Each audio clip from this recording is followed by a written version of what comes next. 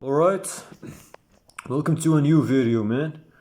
So many distractions, like, I really want to make videos, too many videos, but I don't have privacy, and I really hate this. I hate having constraints about, like, my freedom, bro. I really hate it, man. Anyways, now the topic of this video will be about metacognition. Now, for you that don't know what metacognition is,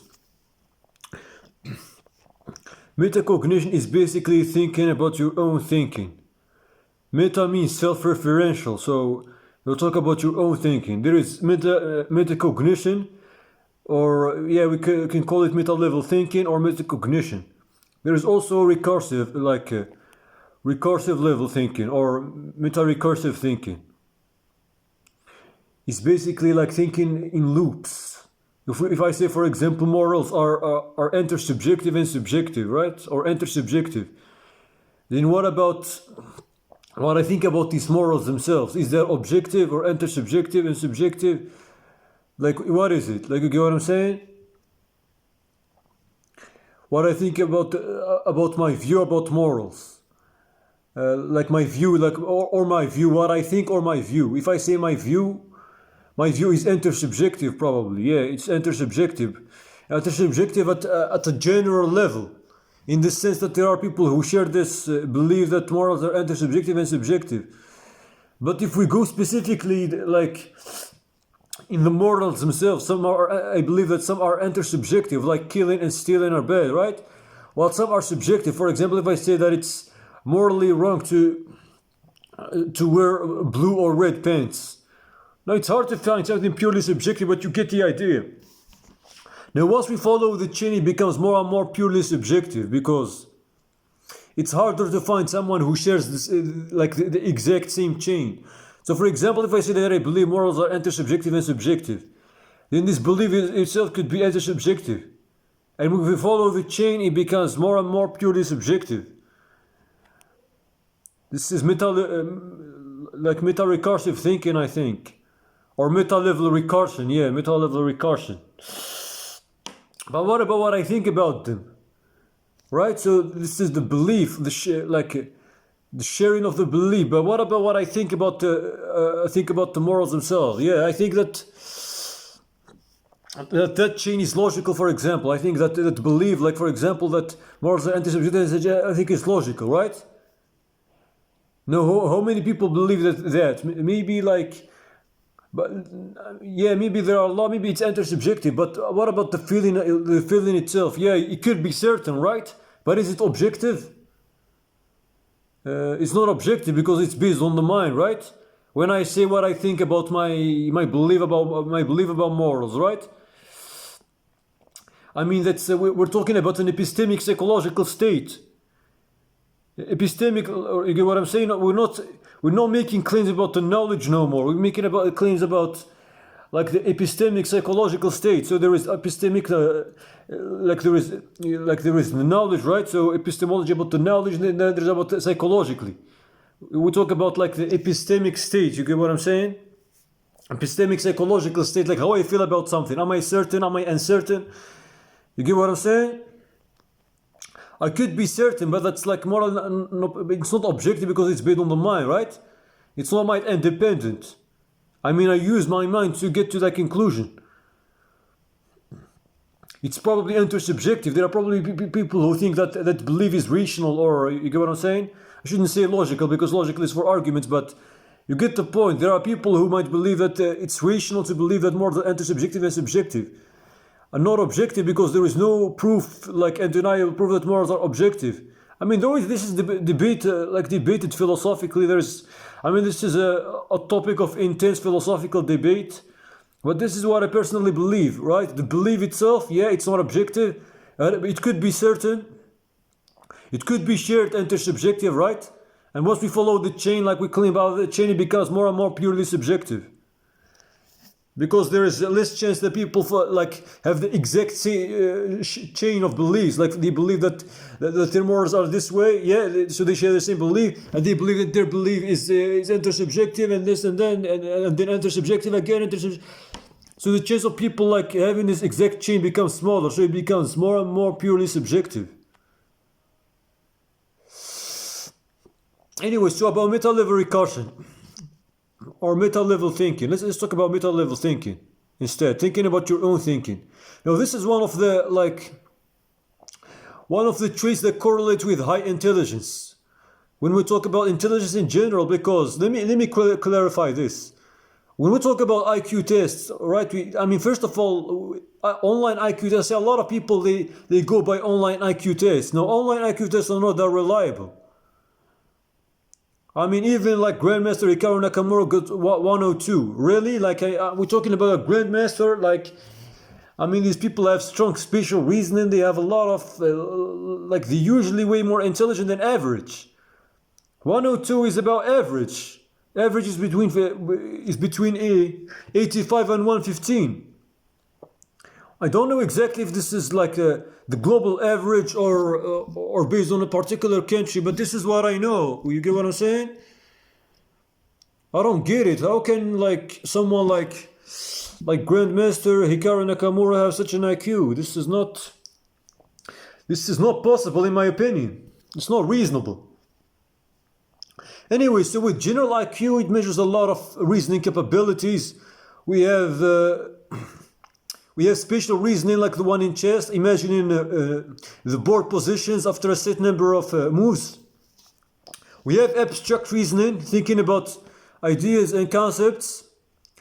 We have mathematical reasoning, the one used in math. So there is probably the spatial reasoning with what can I say, in geometry, like imagining objects and stuff in space. And there is also the numerical reasoning when it comes to numbers. No, one fact is that I want to tell you is that a lot of times, like people who score a lot on mathematics, they score higher on tests, that doesn't automatically mean they have higher abstract thinking. Yeah, though abstract thinking is more on the philosophical side. Yeah, it's also a bit on the mathematical side as well, but it's also about the numerical, not solely the abstract. Because if we were solely about the abstract, and philosophy is mostly about the abstract reasoning, then every good philosopher would be a good mathematician, right? And the opposite would be true, but this is not what we see. So there are different types of reasoning here. And when we talk about this, they are not measuring, they don't measure reasoning capability purely. Because they depend on prior knowledge, they depend on familiarity, they depend on practice. So we can't say that someone has higher reasoning capabilities, mathematical reasoning capabilities, than someone else just based on their test scores. And it also depends on the corrector, the one who corrected the exams, right? It also depends on, how many times they repeat the exam. So there are a lot of factors. The consistency in scoring more, right? So how the way the exam itself, what it is about, because even if in math, even in geometry, for example, one can be good at a certain aspect, but not at another aspect, right? Even in algebra as well, you get what I'm saying? One, for example, might have no problem with simple, what can I say, with proofs, right? He might have or he might have, for example, no problem with equations, right? You can solve a lot of different equations, but when it comes to proofs and all that, how can you prove that this equals this? You might struggle to do that. So you get the idea, it's hard to derive the objectivity, that someone is objectively better than someone else in mathematics, because there are two. There are geometry, there is algebra. I don't know if there is something else, but this is what we studied. I didn't specialize in mathematics, so I don't really know. And even in those fields, there are a lot of things, and people can differ. One can be better than someone at this, the other at this. So we are no longer talking about absolute objectivity. We are talking about conditional objectivity. Then we have to have a weighting system. You get what I'm saying? And once we introduce the weighting system, then it's no longer objective, purely absolutely objective. Because the weighting system can differ from person to person, so we need agreement first. And once we have agreement about the weighting system, assigning weights to each thing, you know what I'm saying? Then we can have conditional objectivity. But this is not the same as absolute objectivity. with the weighting system change, it changes, right? So we can say that this person is objectively better than this person, absolutely, in an absolute sense. If we have weighting systems, absolute objectivity, being better than someone in an absolute objective sense, would require like being better in almost all relevant aspects, right? In all relevant aspects, then that superiority has to be consistent across a lot of during a long time, right? For example, if we take chess, for example, now Garry Kasparov, he dominated for like 20 years, right? From 1984 to 2005 or something like that, 20 years. He was number one. He was like for 15 years, I think, from 1985 to 2000, he was the world champion. We can say that he was like, and there weren't many formats in chess back then, right? So there was only classical, and he was dominating for a lot of years. He stayed at the top for a lot of years. You can say that he's absolutely objectively the number one, right? At that time period. We can compare different timings because it's not the same, different conditions. Right now we have like, the theory has developed, right? We have AIs, we have engines that can help, right, with preparation. We have different pools of players, so we can't really compare. But yeah, I mean, the debate is usually between Magnus Carlsen and Garry Kasparov, right? So the two goats of different areas. Though Hikaru Nakamura says it's with that Magnus is the best, because he has no weaknesses. I mean, he's an all-around player. That's what they say. I mean, most experts, that's what they say about him. But it's still open to debate. But it's usually between these two, Garry Kasparov and Magnus Carlsen. Anyway, so back to metacognition. With metacognition, right? So with metacognition, right?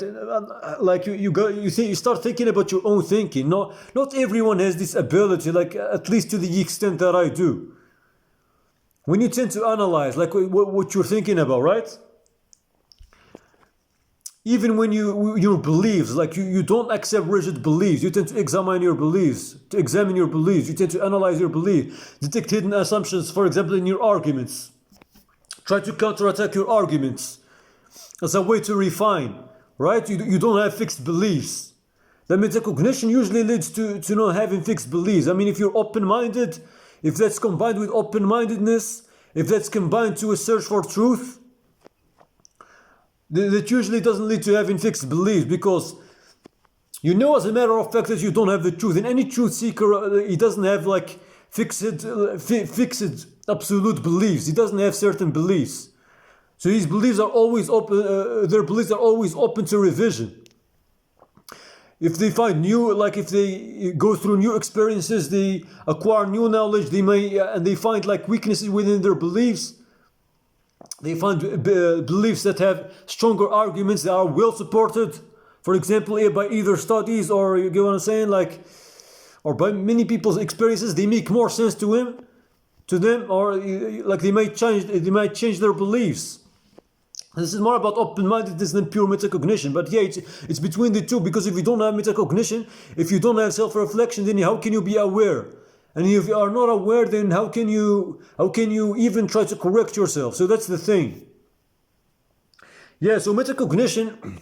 With me, I have metacognition. I tend to think about my beliefs a lot. I tend to analyze different situations. I tend to detect patterns that most people miss, even in everyday behavior. Why people don't stare, why they continue doing their jobs. Like, you get what I'm saying? Why they're not paying attention? Because even when I'm in the streets, I tend to pay attention. Like, seriously, like, my mind is never at rest. My mind is always working. I tend to pay attention. Why these people's not staring? Why am I always the only one that paying attention? Are these people not turned on by the females they see walking in the streets? Like, why females don't usually stare at males? Why they like all these type of questions? You get what I'm saying?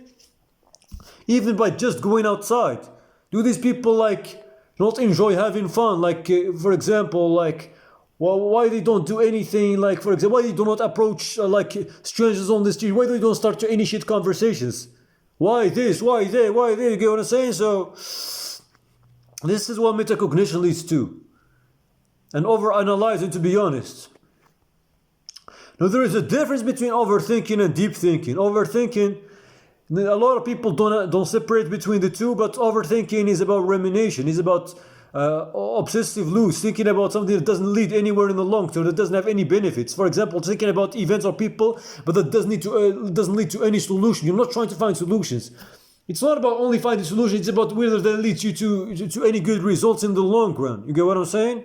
Whether you benefit from doing that or not, whether you get better understanding, whether that helps you in any type of way, shape, or form. So that's what about it. Whereas with deep thinking, it's more about like thinking about ideas, about concepts, thinking about something abstract. Yeah, right. Thinking about events.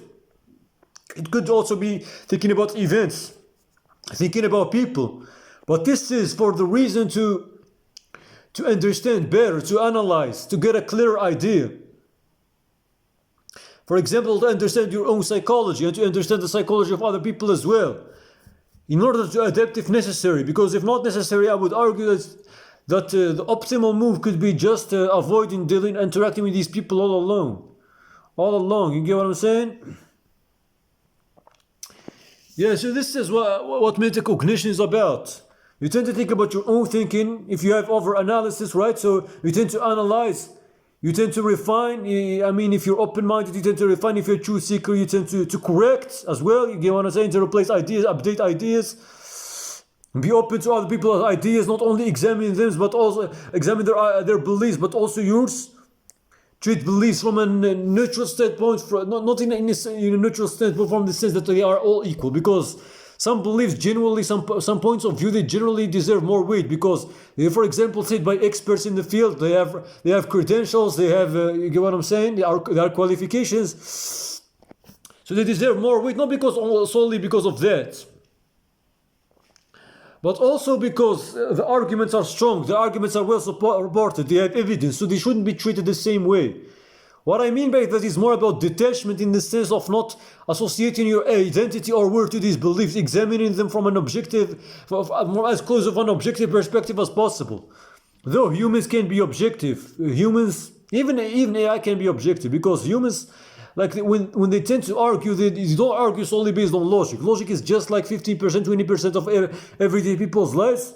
I mean, that's what their choices are based on, or like 50, 20% of logic. Now, what is it about? So, no, humans, when they tend to argue, they don't just argue strictly from logic, because we are not perfect rational machines, right? So we tend to argue based on logic. So it's usually a mix between logic, intuition, emotion, and biases, right? For AI, it's a mix between like data, so there are data like contextual biases, data biases coming from humans. Though AI doesn't have emotional biases, because it doesn't have emotions, it doesn't feel emotions, it's non-conscious, it doesn't have any experience. And there is pattern biases, you get what I'm saying? It follows certain patterns in examination, for example, when you give certain arguments and this and that. There's certain patterns in examination and predicting, so yeah, when it answers a particular question, so there is pattern bias, there is data bias. What else? There is something else, I think. Yeah, there is framing bias. There is framing bias because it also the answer of the AI of ChatGPT, for example, depends also on the way you frame the question. If you frame the question in a garbage way, in a biased way, only talking about your own, only one particular side and neglecting the other, then the answer of the AI could be biased as well, because it doesn't have the full picture.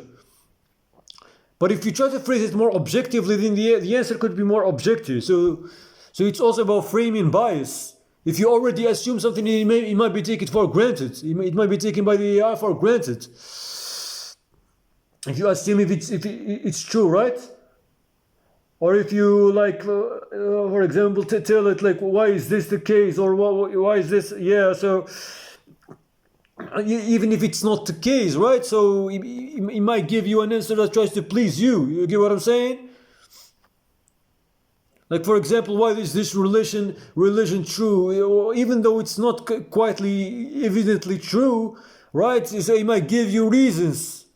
But these reasons are not the AI's reasons. The people who support the idea, to be more clear, the defenders of their point of view. This is what metacognition is about. A lot of people, I see a lot of people in the comments claiming I have metacognition. I tend to think about this, think about that. They don't know the term, but they say it in an implicit way. I tend to think about this. I don't fit in. I don't. Not everyone has metacognition, bro. Not 90% of people have metacognition.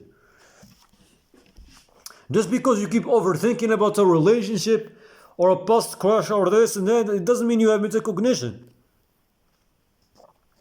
And even if you do, that doesn't automatically mean you're intelligent, because intelligence is more about cognitive ability. It's about reasoning abilities. There is problem solving, there is decision making, right? We have reasonings, we have abstract reasoning, we have understanding, we have memory load, the time it takes you to memorize something.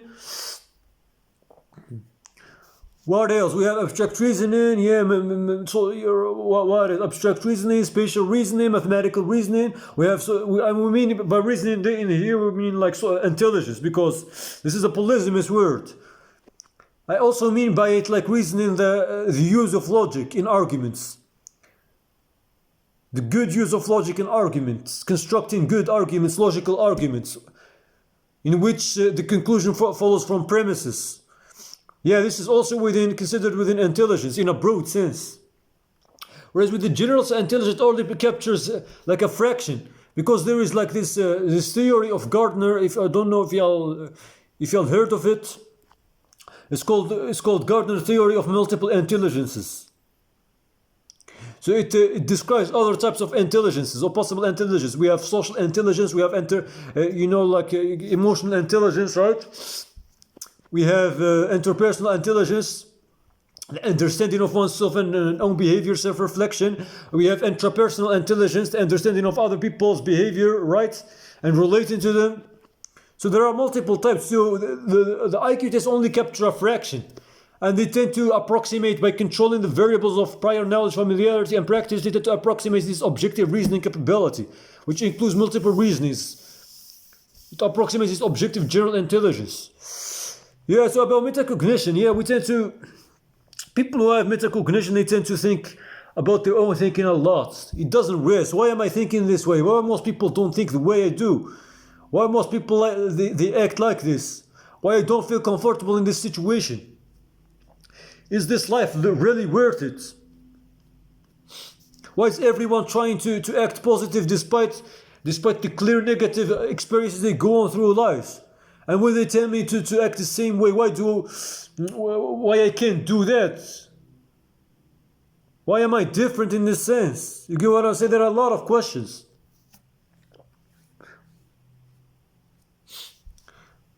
Let's take something for example.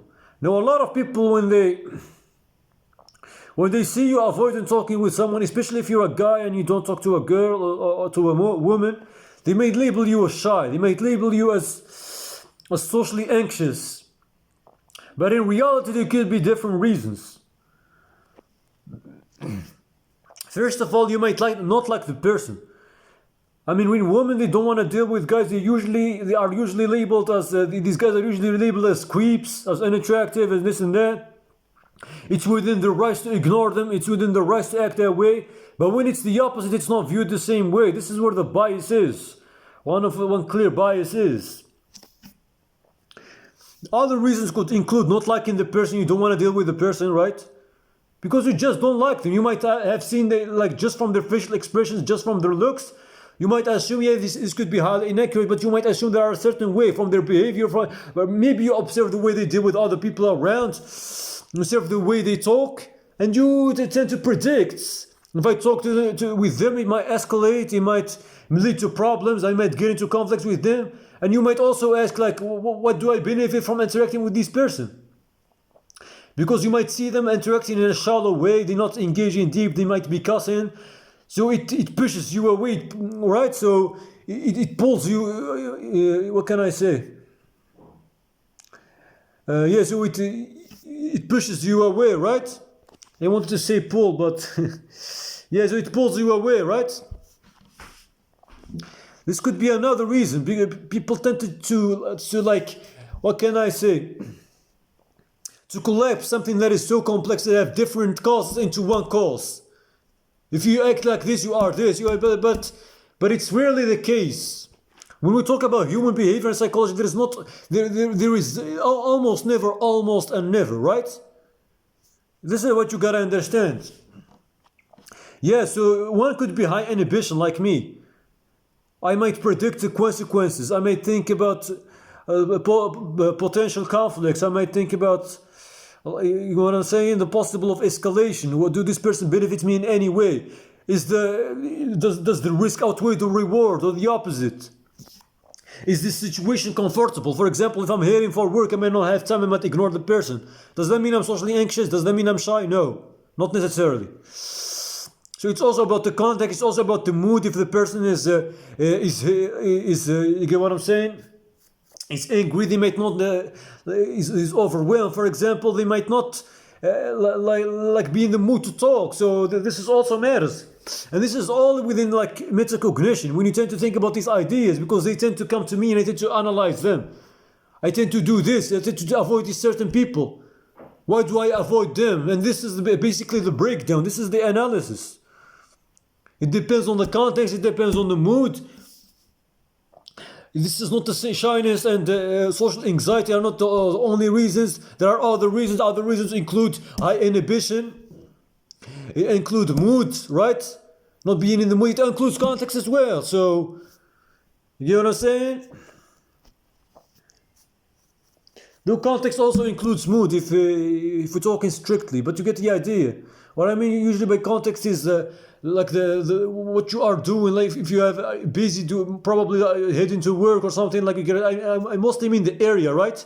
I mostly mean the situation. That's what I mean.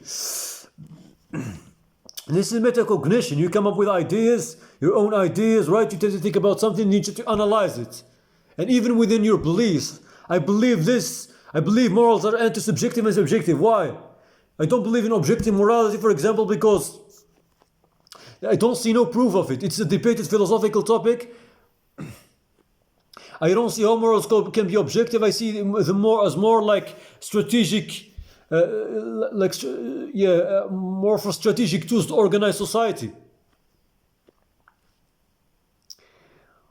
Biology cannot be a source of objectivity because biology is not designed for truth seeking. Biology is shaped by survival. It favors traits that lead to survival, that support survival of the species, right? How can morals be objective? So this is another question, yeah. Since I don't believe in a God, for example, I don't think there could be other ways. Like there are like other ways proposed by philosophers, like naturalistic explanations of objectivity. But I tend to choose that they are not objective because I believe, for example, that they depend on vulnerability. The morals depend on vulnerability. If I were to ascend, if I were to not be affected by stealing, by killing, right? I think that harm other people. Then it might be the case that more like killing is no longer bad for me, right? It's no longer so for me, like you get what I'm saying. So for me, it's they aren't objective, they are intersubjective, they are based on vulnerability or human vulnerability, shared vulnerability. You are forced to believe that this is bad because there is a possibility that you were harmed because of it. So it's more of a forced thing to believe rather than something that is necessary to believe. This is what I think. Anyways, I don't want to make this video too long, but I want to make this video too long. So it's like this is what I initially thought. I thought, well, but what? No, I want to talk though. I want to express my ideas. I'm struggling to express my ideas. Like seriously. This is metacognition, and this is my voice, and I like my voice because a lot of people tend to criticize it, and I tend to reflect on it. Why should I hate my voice? This is my natural voice. I like my voice. I like my manly voice. I like my deep voice. It's a reflection of who I am. It's a reflection of my character. It's a reflection of the struggles I went through in life, man. This is a reflection. I'm not distorting my real self-image. I would never want my voice changed. This is who I am. Unless there is something especially wrong with it, some disability or something, but there is nothing wrong. It's my natural. It's a reflection of who I am. I don't want to sort of voice no. I don't want to say that, but you get what I'm saying? Cringy ass voice, none of that. Metacognition. Anyways, this is the topic of the video, man. Maybe I'll talk about this in another video. Not a lot of people make videos about these things, but I really enjoy this. I really wish I had privacy, I had the time, and I had the discipline. I didn't have the psychological problems that I do now that prevents me from focusing on the future, right? Not being stuck in the past. I wish things were different. Anyways, if you like the video, don't forget to like, share, and subscribe if you're new. And I'm out. Peace.